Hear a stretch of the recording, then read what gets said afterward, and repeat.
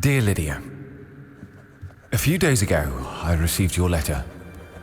My words cannot describe how overjoyed and moved I was, not only by the news of my granddaughter, but also by your warm words. I do not know how to thank you, sweet sister, for persevering, for not giving up on me, even as I gave you every reason to. Year after year, you stayed with me, patiently sending me news of my daughter, calmly waiting for me to emerge from this despair I had burrowed myself into. But believe me when I say, sweet sister, emerge I have. For years, I've longed for this epiphany, clinging to brittle hope I'd one day be capable of it. But I know now, I've been weak. Too weak to face the mistakes I've made, and I know I've made plenty. But seeing Violet's photograph, it overwhelmed me. In that instant, I felt like I had the strength to take on all my fears, face all my failings, as they did not matter anymore, not truly. All that mattered was my longing to see them. I had to see my granddaughter, see my daughter, hold her in my arms and tell her how sorry I was and how much I had missed her. Please, Lydia, I know it's a lot to ask, but I would like for you to extend an invitation to Rose and her family. There's a lot to discuss, and I've spent the last few days making the appropriate preparations. I even have a big surprise for Violet and Rose, which I'm certain she'd be thrilled to see. I hope I can meet my son-in-law as well. I have some explaining to do to all of them, so I hope they will grant me this opportunity to do just that. I shall await for your response in eager anticipation. Yours truly, Albert.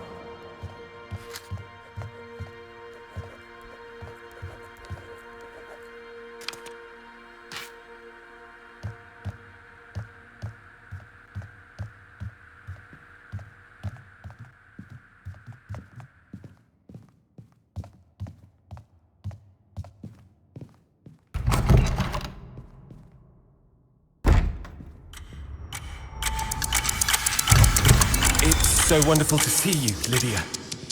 Let's take this slowly, Albert. It's been a long time. Oh, yes. Yes, of course. How is Rose? She is well, as is Violet.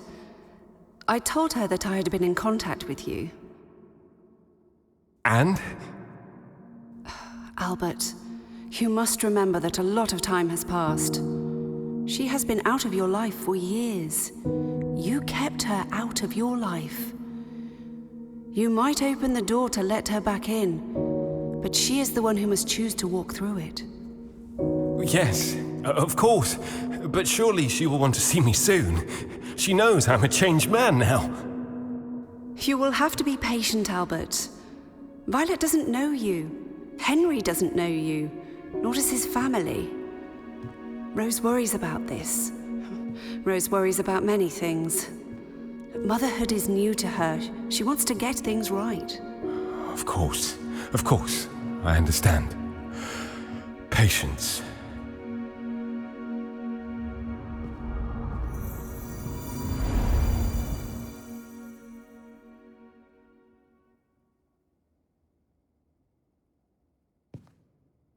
Against my better judgment, I did give her your letter, yes? Well, surely that helped. Well, she spent all night locked in the bathroom, sobbing.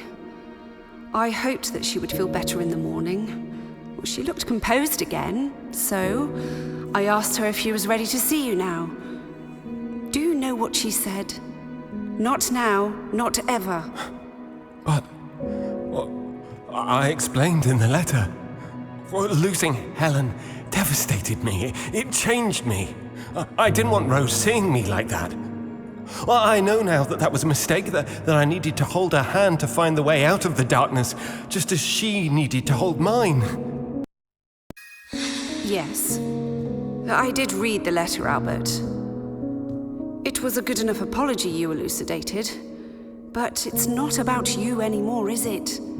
It's not about your apologies, what you did or didn't do, said or didn't say. It's about Rose. It's about what she feels is best for her family. But... Yes. I suppose you're right. I know you want to be a dad, a granddad. But you have to give her time, Albert. You shut her out all those years ago. You lost a wife, but she didn't lose just a mother. She lost you too. I know. Give it time, Albert. Time heals all wounds. But only if you don't pick at the scabs.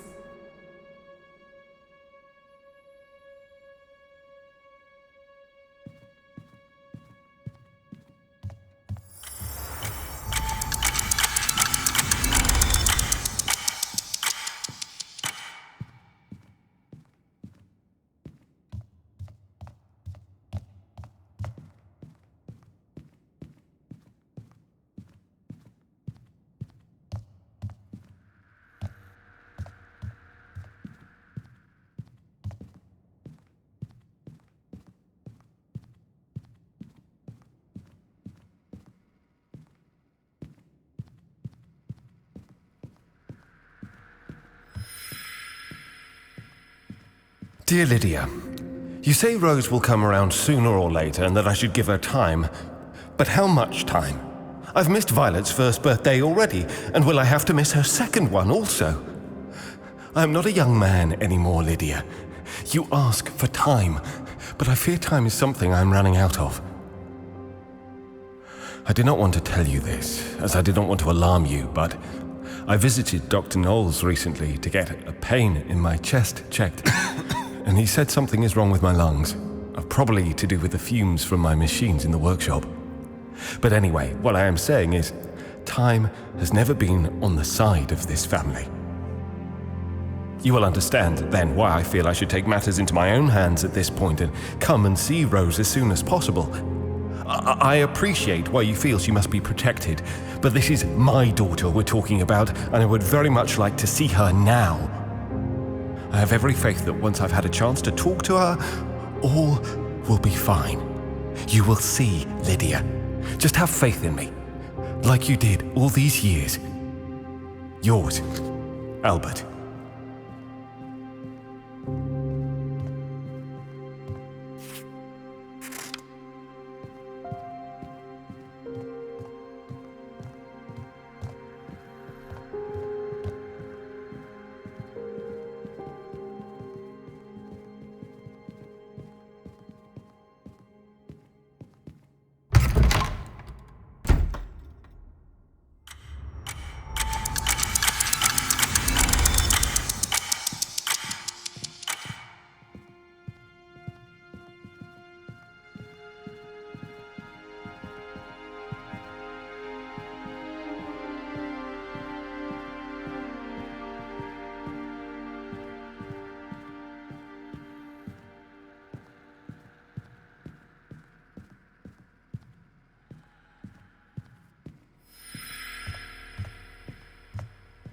Dear Albert, I know this is extremely hard for you, but trust me when I say any other way would be much worse for everyone.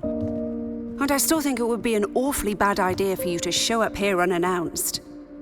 No one knows how Rose might react, and being that she has requested your existence continues to be kept a secret from Henry, no one knows how he might react either, especially if he feels Rose is threatened in any way. I am sorry about all this. Let us all be patient a while longer. Yours, Lydia. P.S. I am very sorry to hear the news Dr. Knowles gave you. I shall be visiting him soon to find out more, and I shall be visiting you as well, so do let me know if there's anything you need.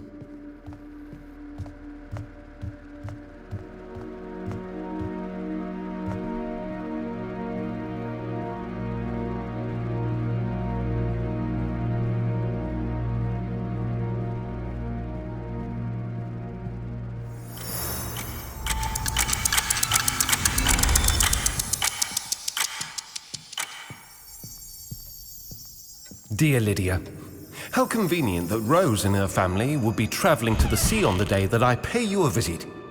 What I am still trying to piece together is how you even knew when I'd be visiting. Is Mrs. Gladstone spying in on my movements on your behalf? Is that it, Lydia?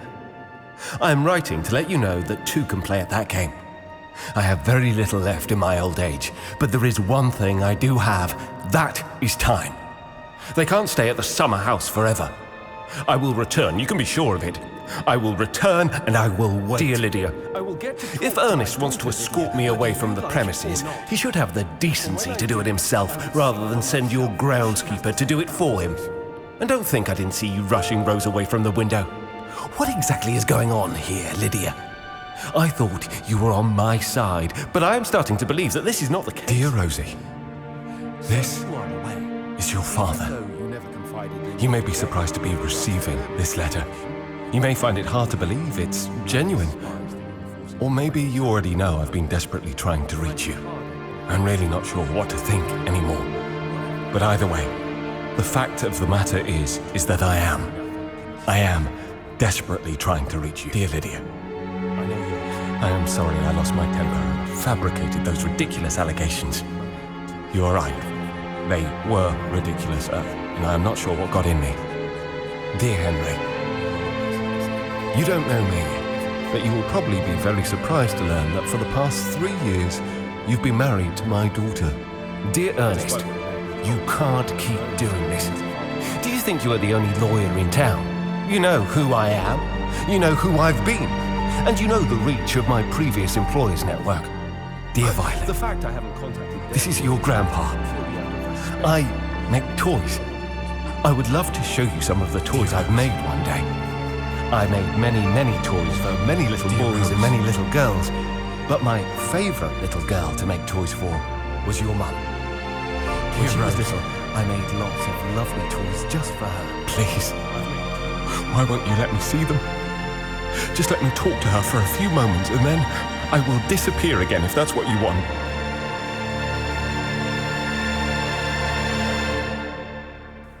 Dear Rose, I just wanted for you to be happy. Yours, Albert.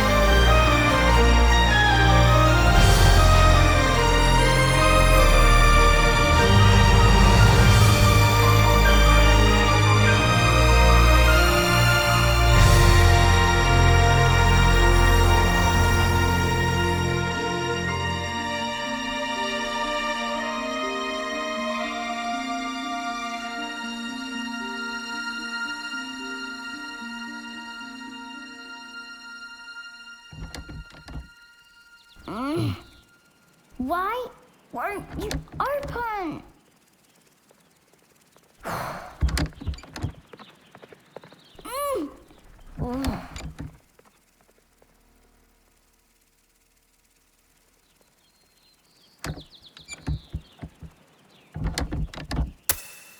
Maybe if I turn it this way. Oh, it's open. Hurrah!